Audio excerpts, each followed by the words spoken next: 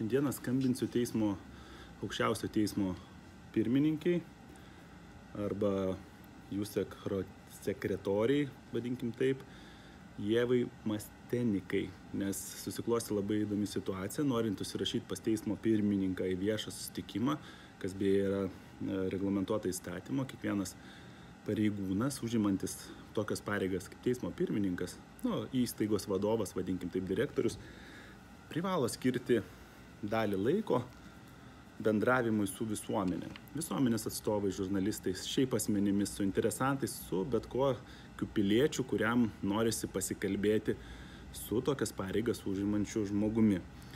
Šiai dienai jau ir aš ne pirmas ir yra kiti piliečiai iš grupės Ginti teises, kuri bando užsirašyti į apmokamą valstybės, vadinkim, valstybė apmoka tiems pareigūnams tą laiką, kada jie susitinka su visuomenė. Tai į įstatymų numatyta tvarka, apmokėta laiką nepavyksta niekam įsiprašyti, o dabar netgi mes daėjome iki tokio absurdo, kad aukščiausio teismo pirmininkės atstovė ryšiams ir visuomenės funkcijas, čia taip ta pareigybė vadinasi, Ieva Mastenica, bando suderinti iš anksto, kokie bus klausimai pateikti teismo pirmininkai.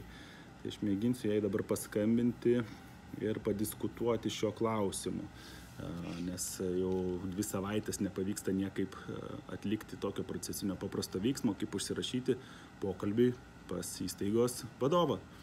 O tai toks, vadinkim, išteklių švaistymas ir žmonių siuntinėjimas negali būti toleruotinas. Tai va, skambinu Ievai. Sveiki. Sveiki. Su kom kalbamės? Ieva. Ieva. Ieva, kokia Ieva? Mastenica. Ir mes čia pataikėme į Lietuvos aukščiausią teismą, taip? Taip, aš prisistačiau, gal negirdėjot pradžiai. Tada atleiskite. Mes čia susirašinėjame su jumis jau 2 savaitę laiko eina ir klausimų tokių, kad aš noriu patekti viešam pokalbį, susitikimui su teismo pirmininkė ir dabar čia kurį tai laiką mes užsiemam kažkokią polemiką ir niekaip jūs manęs neužrašote į tą pokalbį. Tai vat norėčiau paklausti, kodėl. Čia nėra polemika.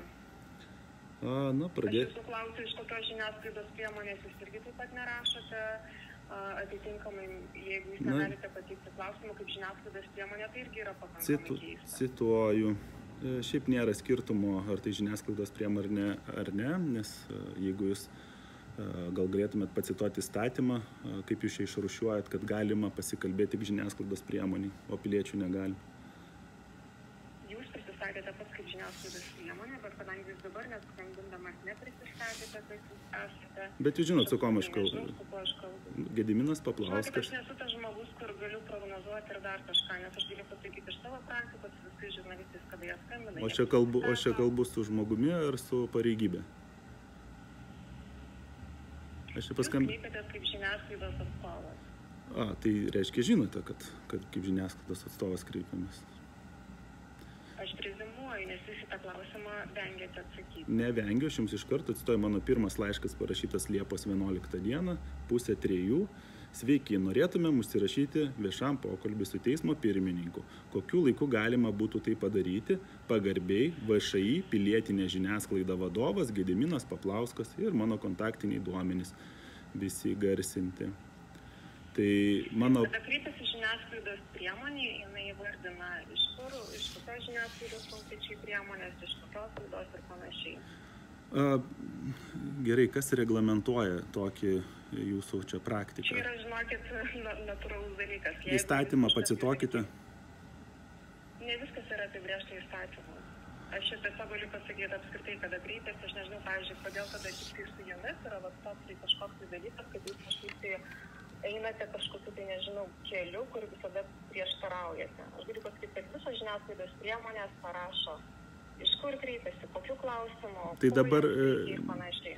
Tai gerai, Ir viskas yra, kaip sakyt, labai natūralus, paprastas procesas. Yra visi linkę bendradarbiauti visada, o iš jūsų pusės yra iš karto neigiamas dalykas. Neneigiamas, ašgi prisistačiau pirmus savo laiškus, jūs vėl sakot, kad nepristačiau, jūs meluojate.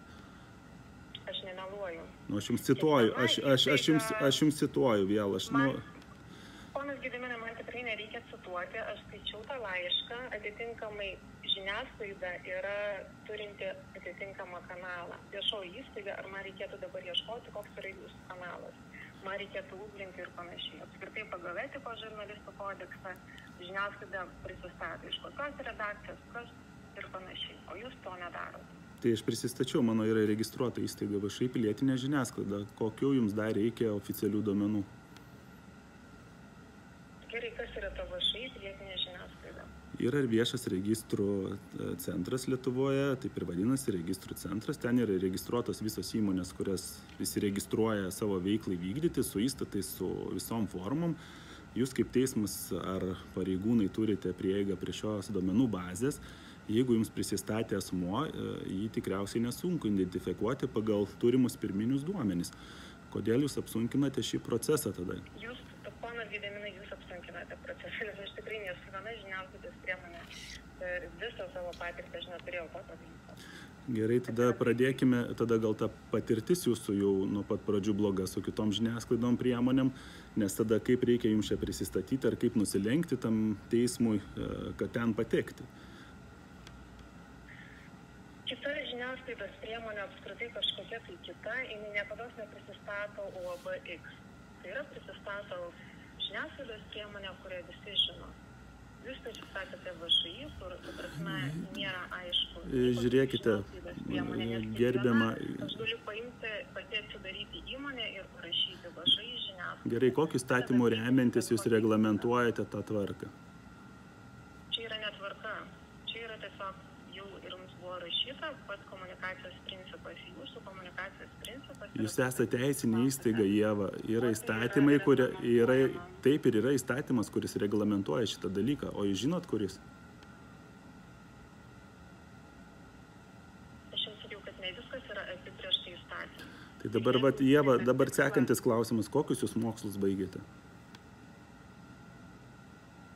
Ir kokio įstaigoj?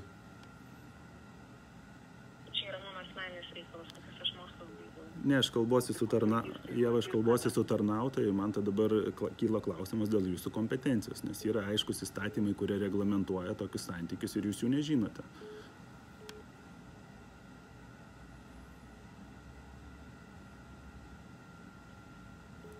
Tai aš taip ir suprantu, nusakykit, nežinau, nemoku, nesimokinau to universitete, tik nežinau kuriame, nes aš pats studijavau teisės magistro studiją, neakivaizdinės studijas Vilniaus universitete.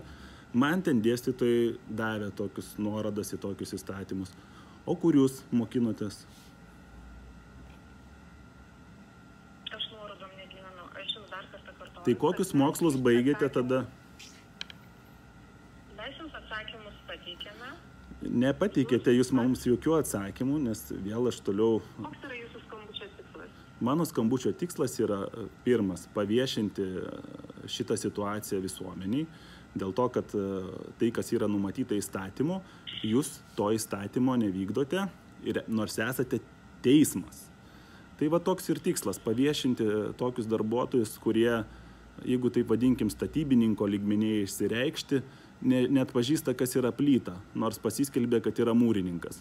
Tai jūs pasiskelbėt, kad esate teisininkė, užimate aukštas pareigas teisme ir nežinote pagrindinio įstatymo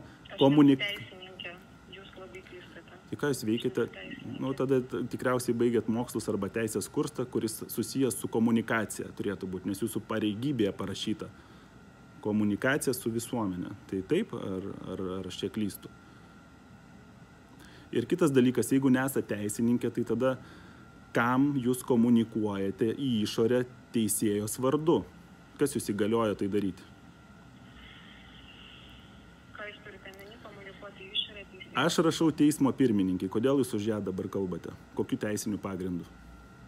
Aš už ją nekalbu. Jūs rašėte man, mano elektroninį. elektroninį paštą? Aš rašiau teismo pirmininkį, rašiau į bendrą paštą, tą vadinkime info vadinamą, paskui jūs man atrašėte ir aš iš pradžių net nesu jumis greičiausiai susirašinėjau, o per bendrą man net neprisistatė žmogus, kuris man atrašinėjo. Jūs paskui... Taip, ir iš raštinės man atrašė 5 kartus ir nei karto neprisistatė kas. Paskui jūs pradėjote rašyti. Tai... Kadangi buvo parašyta VŠI žiniasklaida. Tai gerai, tai dabar klausimas sekantis. Kada, jeigu jūs nežinot, nesuprantat, nesimokėt tų mokslų teisės, nežinot, kokiu įstatymu reglamentuojasi susitikimai su viešais asmenimis ir kokias teisės turi žiniasklaida ir piliečiai, tai tiesiog gal galite mane užrašyti, kada turi laisvą laiką pirmininkė? Aš jums negaliu pasakyti, kada turi laisvą laiką, aš jums kaip prašiau, kad... Jūs nežinote, kada turi laisvą laiko? Ne, aš jos kalendorius... O kas tada žino, kas žino jos kalendorių? Aš ne to klausiu. Jūs tarnautojai esate, jūs turite su manim bendra... Aš esu tarnautoja, aš esu samdomas darbuotojas.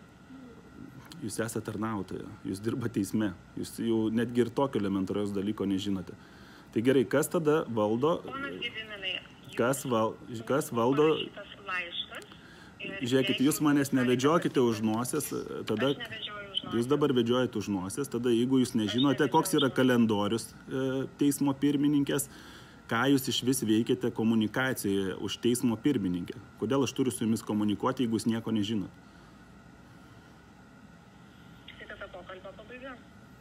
Tada man į pokalbio pabaigą prašome atsiųsti sekančių elektroninių laiškų asmenį, su kuriuom aš galiu kalbėti dėl užsirašymo pas teismo pirmininkę. Ačiū Jums, gerą vakarą. Viso.